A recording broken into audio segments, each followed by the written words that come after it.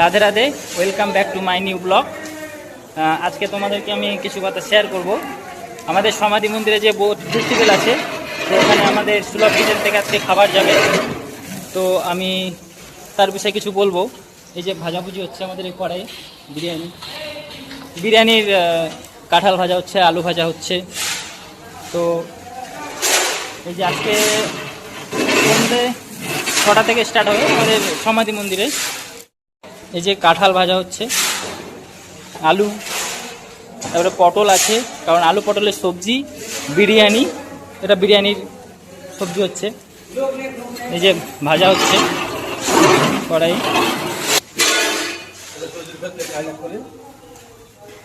এই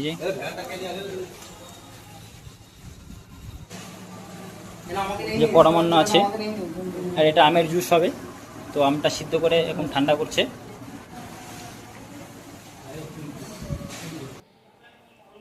এই যে আমরা কিচেনের মধ্যে চলে এসেছি। এখানে আলু পটলের সবজি নেমে গেছে আর হচ্ছে বানানো হচ্ছে কড়াইয়ে। আমাদের মন্দিরে যাওয়ার জন্য রেডি হয়ে গেছে। আর এই যে আমাদের বিরিয়ানি রাইস নেমে গেছে, আর এই যে নামানো হচ্ছে আমাদের স্টিম থেকে।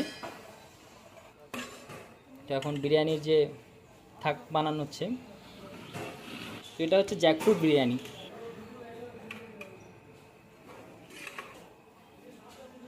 এই যে এটা হচ্ছে বিরিয়ানি মশলা দিল, মশলা ছিটাচ্ছে, আর এটা কেশর দুধ দিচ্ছে উপরে। তো ওটা ফ্লেভারটা আরও সুন্দর হয়। তো আমরা দেখতে পাচ্ছ যদিও কেমন করে বানানো হচ্ছে এখানে। এখানে তো আর 200-100 লোকের না, এখানে 5-6 হাজার লোকের বিরিয়ানি হচ্ছে।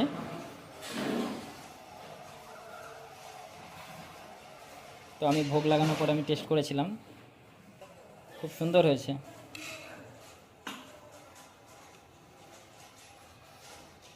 এই বিরিয়ানি আমাদের সমাধি মন্দিরে যাবে, যেখানে বোট ফেস্টিভ্যাল হচ্ছে।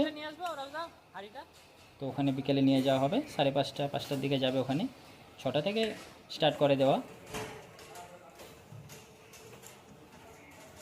চলো আমি তোমাদেরকে দেখাবো এবার গাড়ি লোড হচ্ছে কেমন করে মন্দির নিয়ে যাওয়ার জন্য। এই যে গাড়ি লোডিং হচ্ছে এখন।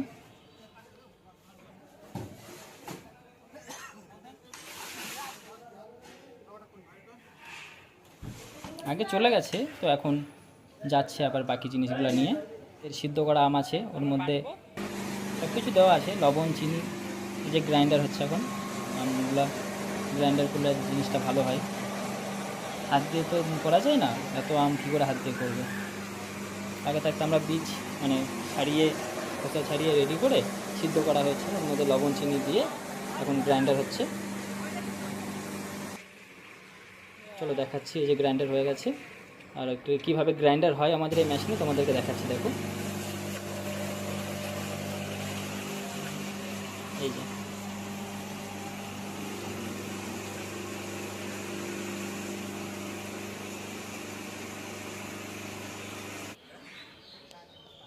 এই যে হয়ে গেছে পুরো। এবার আমরা এতে মৌরি ছিটাবো, কারণ মৌরিটা দিলে আমের জুস তো যেহেতু ফ্লেভারটা ভালো হয়, একটা টেস্ট হয় মৌরি দিলে। রেডি হয়ে গেছে। ওই যে সাদা সাদাগুলো বরফ দেওয়া আছে জুসে, কারণ যা গরম পড়েছে, এই জুস মানে দিতে দিতে গরম হয়ে যাবে। এই যে আমাদের বোট ফেস্টিভ্যাল স্টার্ট হয়ে গেছে প্রভুপাদ মন্দিরে। এখন ভগবানকে ভোগ লাগানো হচ্ছে, তোর বিন্দুরা সবাই সাইডে সাইডে দাঁড়িয়ে আছে। আর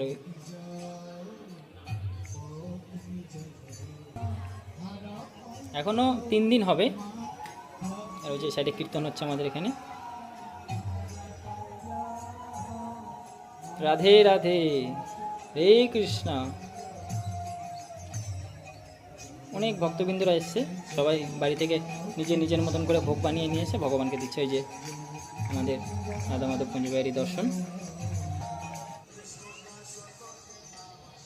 এই যে আমাদের এটা বাইরে, মানে বাইরে ভক্তদের জন্য প্রসাদ আছে এখানে, কারণ বাইরে আর ভিতরে তো দুটো আলাদা আলাদা করে রাখা হয়েছে, কেননা এই বাইরে থেকে ভিতরে তো যেতে পারবে না চট করে, তার জন্য বাইরে প্রসাদ। চলো এবার ভিতরেটা দেখাচ্ছি তোমাদেরকে। এই যে আমাদের ভিতরে প্রসাদের লাইন, মাতাজি প্রভু সবাই মানে রেডি করে রেখে দিয়েছে প্রসাদ দেবে বলে। তো একদিকে প্রভুদের লাইন, একদিকে মাতাজিদের লাইন আছে। এই যে বিরিয়ানি, আলু পটলের সবজি, পায়েস, আমাদের লাস্টে তো আমের জুস। আর ওইদিকে মাতাজিদের জন্য, কারণ এইদিকে প্রভু, ওইদিকে মাতাজি। এই যে প্রসাদ স্টার্ট হবে এখনই, টাইম হয়ে গেছে, ওই যে স্টার্ট হয়ে গেছে। তোমরা আসো, এখনও 3 দিন আছে, 3-4 দিন আছে যদিও। তোমরা আসবে, প্রসাদ পাবে, খুব খুব মজা করবে। হরে কৃষ্ণ।